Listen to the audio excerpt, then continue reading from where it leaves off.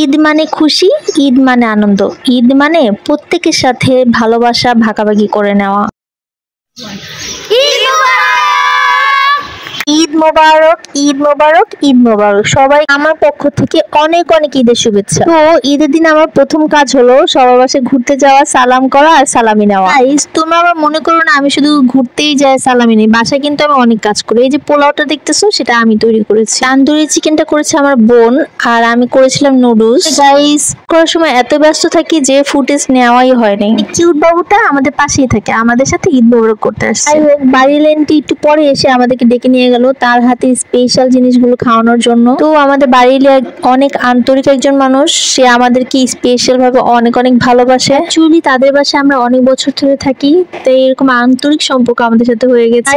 তারপর আন্টি আমাদেরকে fried rice আর তেলাপিয়ার মাছের ফিশ ফ্রাই খেতে দিয়েছিল, সেটা কিন্তু অনেক মজা ছিল। এমনিতে আমি মাছ তেমন একটা পছন্দ করি না, কিন্তু ফিশ ফ্রাইটা আমার কাছে খুবই ভালো লেগেছে। আমাদেরকে খেতে দিয়েছিল নবাবী সেমাই, যেটা তার মেয়ে আদিবা রান্না করেছে। আমার কিন্তু ভালো লাগে নবাবী সেমাই। কারণ নবাবী সেমাই পছন্দ অবশ্যই আমাকে জানাবে। ভিডিওটা যে যে এতক্ষণ পর্যন্ত দেখতেছো তারা অবশ্যই আমাকে একটা লাইক কমেন্টস করে যাবে আর শেয়ার করে দিবে।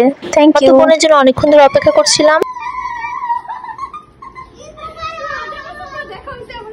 দেখা হইলে আমরা ঠিক এরকম করে জোরাজোরি করে ঈদ মোবারক করি দেই। মামা তো বোনরা বাসায় আসার পরে আমরা একসাথে আবার মামার বাসায় যাই, ওর ওখান থেকে খালার বাসায় যাই, তারপর খালাতো ভাইয়ের বাসায় যাই, তারপর আন্টির বাসায় যাই, তারপর বাসায় ওরা আসার পরে আমি ওদেরকে কিছু পোলাও রোস্ট খাইয়ে দিলাম। ওরা নাকি সেমাই বাসা থেকে খেয়ে আসছে। আনুশাস পার্লারে সবাই সাজুগুজু শুরু করে দিয়েছে। গাইস বের হয়ে গেলাম মামার বাসায় যাওয়ার জন্য। প্রতি সময় 20 টাকা ভাড়া লাগে মামার বাসায় যেতে, আর আজকে 50 টাকা ভাড়া দিয়ে মামার বাসায় যাচ্ছি। এদের পায়ের দামি জুতোগুলো একটা ছবি তুলে নিলাম গাইস। যেতে দেরি, কিন্তু ছাদে উঠতে একটু দেরি হলো না, লাফায় লাফায় ছাদে চলে গেলাম ছবি তোলার জন্য। এদিন সুন্দর সুন্দর জামা পরে যদি ছবি না তুলি তাহলে জামাও তো মাইন্ড করবে, তাই না? আমাদের আনুষা কিন্তু খুব ভালো মেহেদি লাগাইতে পারে, তো আর তোমরা আমার হাত দেখলে বুঝতে পারবা। যদি কেউ মেহেদি লাগাইতে চাও সুন্দর সুন্দর হাতে, তাহলে অবশ্যই আমার সাথে যোগাযোগ করবা। কেউ আনুষা এত সুন্দর করে মেহেদি লাগাই দেওয়ার জন্য। আমি বাসায় গিয়ে দেখলাম আমি দুধ সেমাই আর জর্দা সেমাই করেছে, সাথে ফুচকাও ছিল।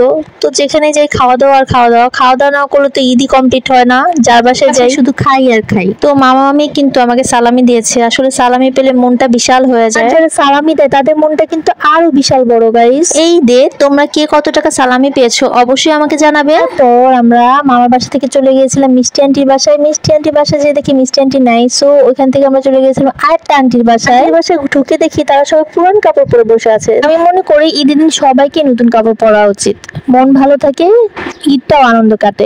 ওদেরকে ডেকে ডেকে সবাইকে নতুন কাপড় পরিয়ে সাজুগুজু করিয়ে নিলাম, তারপর কিছু ছবি তুললাম। বলতেছিল আমি তাদের বাসায় যাওয়ার পর তাদের বাসাটা ঈদ ঈদ লাগতেছে।